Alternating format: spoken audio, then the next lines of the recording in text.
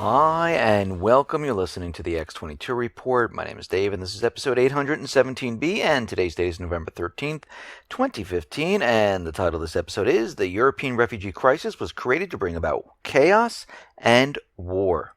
Now, before I get started, I just want to make an announcement. The interview with Jeff Nielsen has been uploaded to the X22 Report YouTube channel. You can go right over to that channel and view it, or you can come over to the X22Report.com site, scroll down a little bit, look over to your right-hand side, you'll see the video there, or you can go to the newssentinel.com site. That's NEWZSENTINEL.com. You can go right to that site and view it there. Let's get into the economic collapse, political and geopolitical news. Now, it seems that we've had a little bit of a problem out in the College of Yale. And what we're seeing is that a professor said something, and he said something that questioned whether concerns about the offensiveness of Halloween costumes had gone too far in impinging on free speech. And protesters gathered on the quad calling for Nicholas and Erica Christakis to be removed from their roles. Nicholas voluntarily came to discuss the matter with the students, the crowd, and it turned into a screaming match where the students were cursing and basically telling them that you should be removed from your position, and they did not want to have any type of debate. And they didn't want to talk about this peacefully. And what's very interesting about this is I did a thesis on fascism. And there are certain things where you can tell if people are acting in a fascistic or fascist way. And here are some of the things that you need to follow to understand if you're using fascist tactics.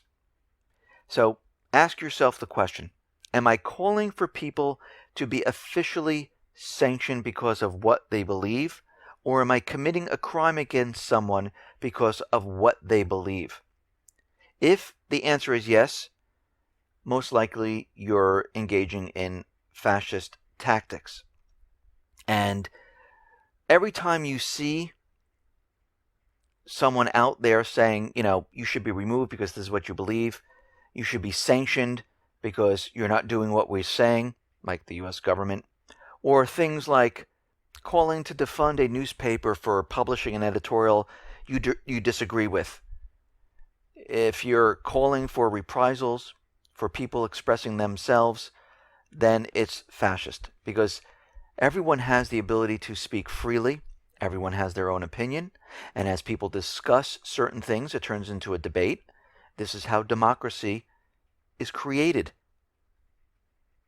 Spitting on people attending a meeting with you, and you disagree with what they're saying, is again fascist. Tearing down flyers that you disagree with is also fascist, because what happens in a fascist society, people have no argument. They don't want to argue. They only see it in one way. And this is how the U.S. government actually works. They only see it one way. And if you don't like it, we're going to remove you. This is exactly what happens. Now, the United States government came out. George W. Bush wrote an executive order back in 2004. And basically, they put sanctions on Liberia because of what was going on there. And basically, there was a civil war. A lot of people died in the civil war, about 150,000 people. So they decided to sanction Liberia. And what that really means is we didn't have the puppet government in there that we can control. So basically, what we're doing is we're going to sanction the country until we can get someone in there that works with us. And this is what happened. The present government now is working with the United States, so they decided to remove the sanctions. And if it's just because of civil war and how they're treating the people, we have to look to Ukraine, because there's a civil war going on, but they didn't sanction Ukraine. Actually, they gave them loans because they already had a puppet government in Ukraine. But what's very interesting about Liberia, this is where we had that Ebola breakout, and the U.S. sent troops down into the surrounding area. And we see that the U.S. is giving assistance to Liberia now, and they're setting up bilateral economic relations. And what we're seeing is China is also in Liberia, and they're building highway systems, and they're helping with the infrastructure. But what happened recently is there was a huge oil discovery, and basically it was a lot more than they thought it was going to be. Now, China is already in there, and they're in negotiations for oil blocks 6 and 7 off the coast of Liberia, and they're going to be basically helping Liberia extract the oil. Now, the United States, of course, is like, whoa, there's a lot of oil here. They've made deals with the government, they removed the sanctions, and they're ready to do business. And of course, wherever China and Russia are, that's where the United States is going to be. And they're looking at this like, here's another area that we can use the oil, and we're going to force them to use the dollar when they sell the oil. Now, out in Ukraine, Poroshenko awarded George Soros, the Medal of Freedom for comprehensive support for Ukraine. And we know George Soros was part of the overthrow of Ukraine. They spent $5 billion for the coup d'etat. And basically what we're seeing right now is they're giving each other awards, these elite people, patting each other on the back, saying you did a great job. We threw out the elected government. We have the puppet government in here. And Soros' capital was estimated at $19.2 billion. And it is what he used to create Revival, which was recently in Ukraine in the NGO sector, which dealt with the cultivation of Russophobia, which he spent about $110 million in this program. And George Soros does this all over the world, where he puts these NGOs together, he creates protests with these small groups, gets people going, so they're able to overthrow the governments. We've seen it throughout Eastern Europe. The Middle East, We've seen it in Ukraine. He was trying in Venezuela, in Argentina, in Brazil, to get things off the ground. And this is what he does. And of course, the elite are all patting each other on the back, giving each other awards, which are absolutely meaningless. Now, Kiev is discussing a moratorium on the repayment of the $3 billion that they owe Russia if Moscow refuses to restructure the loan agreement. And this is coming from Yatsenyuk, who's the prime minister, which basically the U.S. put him into power after the overthrow. And in May of 2015, the Ukrainian parliament adopted a bill allowing Kiev to impose a moratorium on repayment of the country's foreign debt. So basically what they're looking to do is default. But you know what's funny? The central bankers are telling Russia they should restructure the debt. They have to in good faith. But when it came to Greece and they were talking about restructuring the debt, oh, no. We don't do that. So basically, Ukraine has no revenue really coming into the country. The entire country is in default. And at this point, they're just trying to keep the country going for a little bit longer because you know what they're trying to do? They're trying to take back the southeastern section of Ukraine and Crimea. And what's very interesting, and the last time this happened, we saw the armed forces of Kiev attack the southeastern people. We know that the Minsk II ceasefire agreement is expiring at the end of this year. And in December, Joe Biden, and of course, as we know, his son was put on the board of directors of the oil company in Ukraine after the coup d'etat. And he is heading off on December 7th, the week of December 7th, to Ukraine to talk to Poroshenko and Yatsenyuk.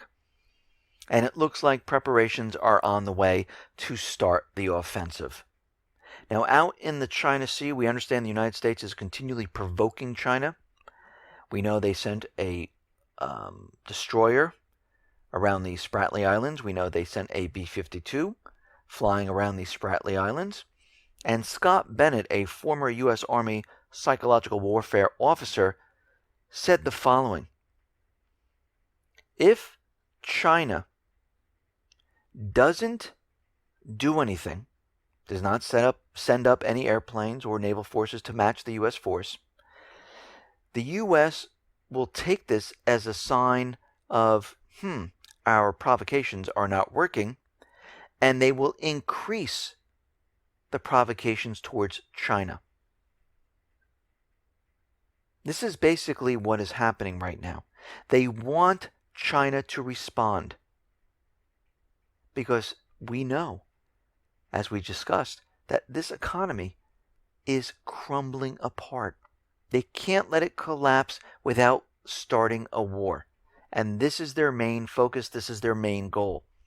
Now, we know Russia leaked their nuclear torpedo, which is really a drone torpedo with a nuclear warhead. And they're saying that they're developing it, but believe me, they wouldn't have leaked it if they were developing it. They already have it developed. They already have it ready to go. I'm sure they've already tested it. And they wanted the U.S. to know that, yes, you have your missile shield, but that's not how we're going to be coming after you if you start this war. The Status 6 is a drone nuclear torpedo. It is meant to deliver a nuclear warhead to the coastal area of any country. Basically, this underwater robot will have a nuclear warhead on it, and it can hit the target from 6,200 miles away, undetected. I mean, again, we are not dealing with a Yemen, Iraq, Lebanon, Libya. The U.S. now is playing with countries that have nuclear weapons. Weapons that are equal to or more advanced than the United States. This is not a good situation.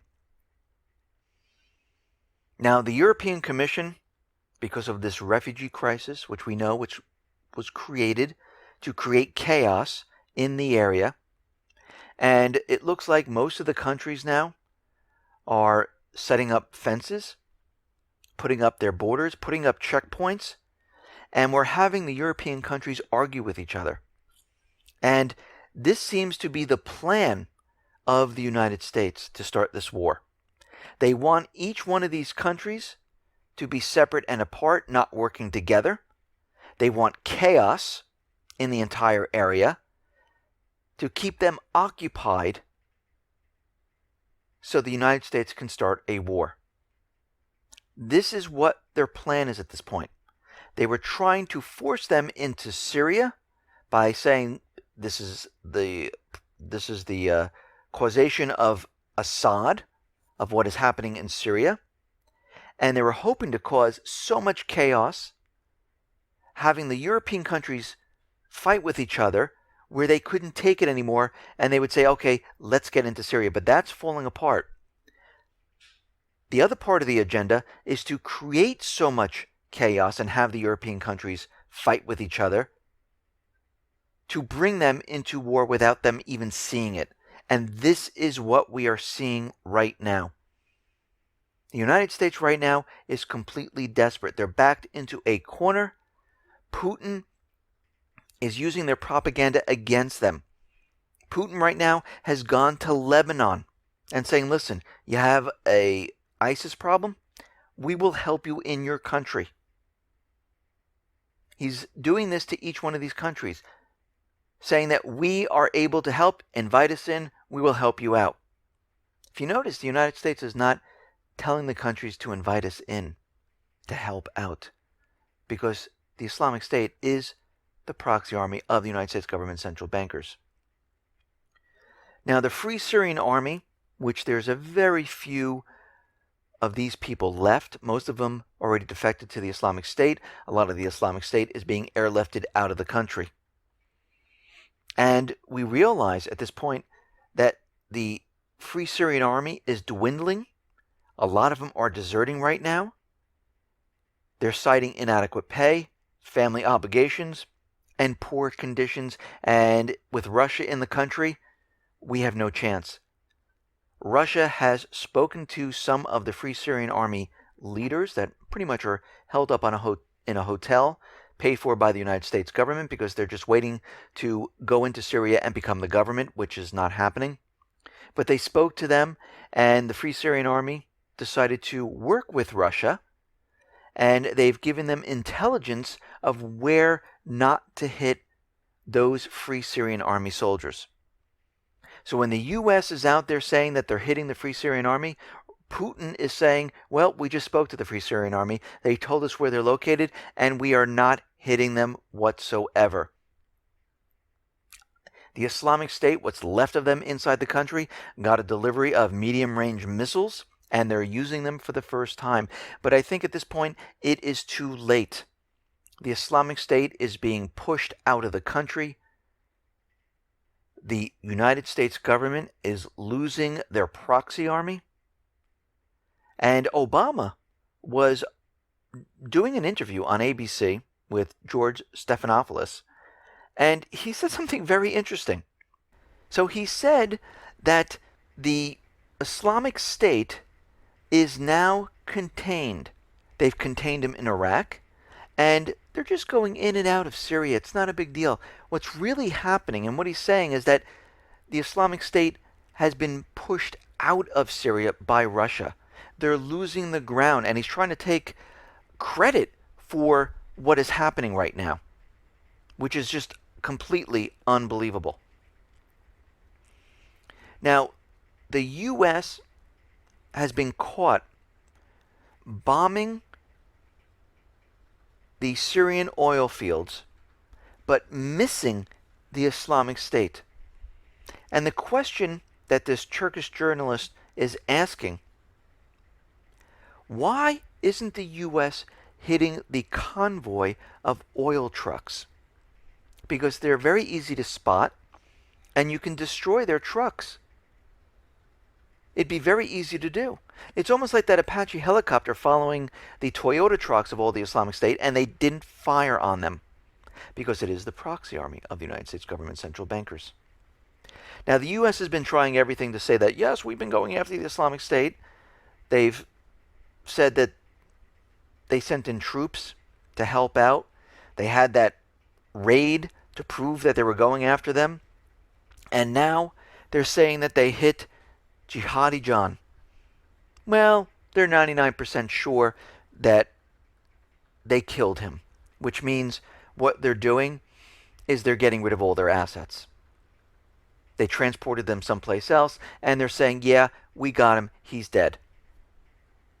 But we have to remember from The Intercept about the drone papers that they received, which revealed that nearly 90% of the people killed are not the intended target. And it was very difficult to verify who they actually did kill. Because remember how they zeroed in on people. They used their cell phones. You don't think, if you believe the official story, that terrorists weren't onto this? But we know these are all their assets. So basically, they're covering their tracks right now.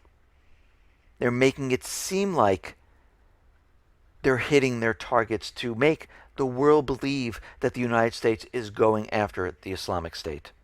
But they're not. They're losing ground. Russia has the advantage. The United States no longer does. And this is why John Kerry is having a meeting with Turkey, Saudi Arabia, Qatar, because they need a new plan. And remember, they're not going to give up. Their goal is always to get Assad, which means they're going to take it to the next level. Listen, everyone, thanks a lot for listening. Be well, be safe, and especially be prepared. Thanks a lot.